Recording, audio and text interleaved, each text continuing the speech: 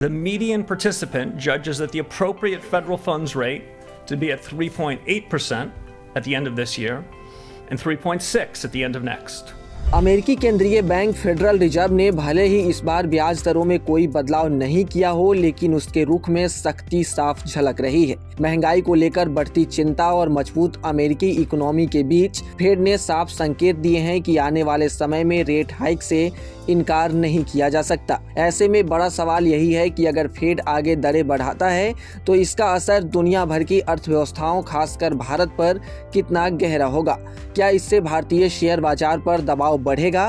क्या रुपए पर असर पड़ेगा और निवेशकों का रुख बदलेगा? इसके साथ ही रिजर्व बैंक ऑफ इंडिया के सामने क्या चुनौतियां खड़ी होंगी और आम लोगों की जेब पर इसका कितना असर दिखेगा? महंगाई से लेकर ईएमआई तक, इन सभी अहम सवालों के जवाब जानने के लिए समझते हैं इस पूरी कहानी को हर पहलू के साथ, तो इसलिए वीडियो में अंत तक जरूर बने रहिएगा। सबसे पहले समझ लेते हैं अभी की कहानी। तो अमेरिकी केंद्रीय बैंक फेडरल रिजर्व ने अपनी ताजा मौद्रिक नीति बैठक में लगातार चौथी बार ब्याज दरों को स्थिर रखने का फैसला किया है। फेड ने सर्वसम्मति से अपनी बेंचमार्क दर को 3.5% से 3.75% के दायरे में बनाए रखा, लेकिन साथ ही यह भी संकेत दिया है कि महंगाई के दबाव को देखते हुए आने वाले समय में दरों में बढ़ोतरी संभव है। बता दें कि फेडरल ओपन मार्केट कमेटी के 19 में से 18 सदस्यों ने अपने ब्याज दर अनुमान पेश किए, जिनमें राय बटी हुई नजर आई। 8 सदस्यों ने दरें स्थिर रखने की बात कही, जबकि 3 ने एक बार तो 5 ने 2 बार और 1 सदस्य ने 4 बार रेट हाइक की संभावना जताई है। यह साफ दिखाता है कि फेड के अंदर भी आगे की नीति को लेकर सख्त रुख मजबूत हो रहा है। फेड के ताजा अनुमान मार्च के मुकाबले ज्यादा हॉकिंस है।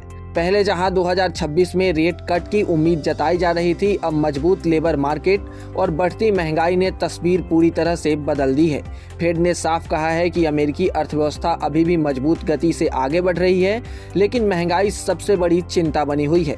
ताजा आंकड़ों के मुताबिक हेडलाइन महंगाई का अनुमान 2.7% से बढ़ाकर 3.6% कर दिया गया है, जबकि कोर इन्फ्लेशन भी 2.7% से बढ़कर 3.3% रहने का अनुमान है।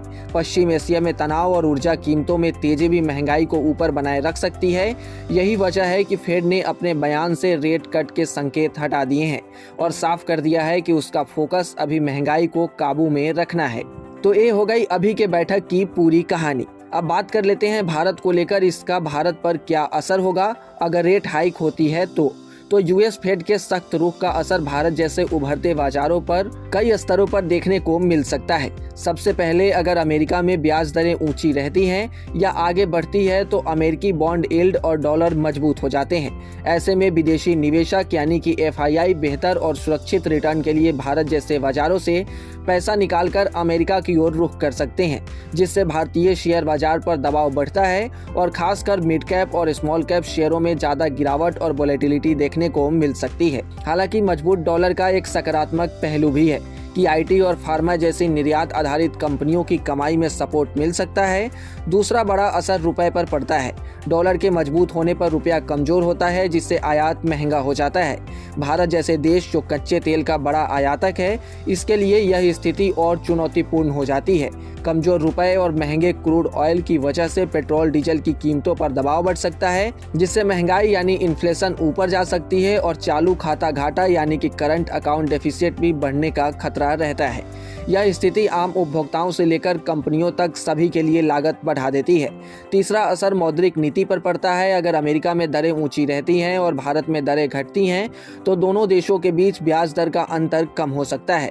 ऐसे में रिजर्व बैंक ऑफ इंडिया के लिए आक्रामक रेट कट करना मुश्किल हो सकता है, क्योंकि ऐसा करने पर पूंजी का और ज्यादा आउटफ्लो हो सकता है। इसके अलावा ग्लोबल यील्ड बढ़ने का असर भारतीय बॉन्ड मार्केट पर भी पड़ता नजर आ सकता है, जहां सरकारी और कॉर्पोरेट बॉन्ड यील्ड्स ऊपर जाती हैं, जिससे उधारी महंगी हो जाती है और कंपनियों के निवेश और विस्तार की योजनाएं प्रभावित हो सकती है। इसके साथ ही ग्लोबल लिक्विडिटी कम होने से स्टार्टअप और प्राइवेट फंडिंग पर भी असर पड़ता है। वेंचर कैपिटल और प्राइवेट इक्विटी निवेश धीमे हो सकते हैं, जिससे स्टार्टअप्स की वैल्यूएशन पर दबाव आता है और हायरिंग या विस्तार की रफ्तार धीमी पड़ सकती है।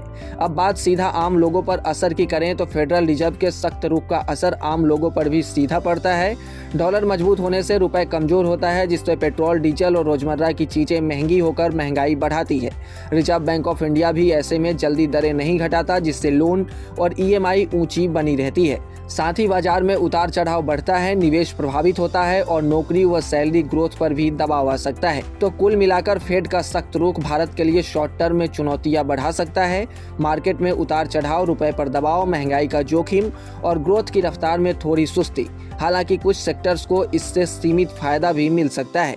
खैर, आपको क्या लगता है, क्या आने वाले समय में रेट हाइक की संभावना है या नहीं? अपनी राय कमेंट में जरूर बताएं और ऐसे ही तमाम अपडेट्स और शेयर मार्केट से जुड़ी तमाम जानकारी के लिए आप बने रहें गुड रिटर्न्स डिजिटल के साथ।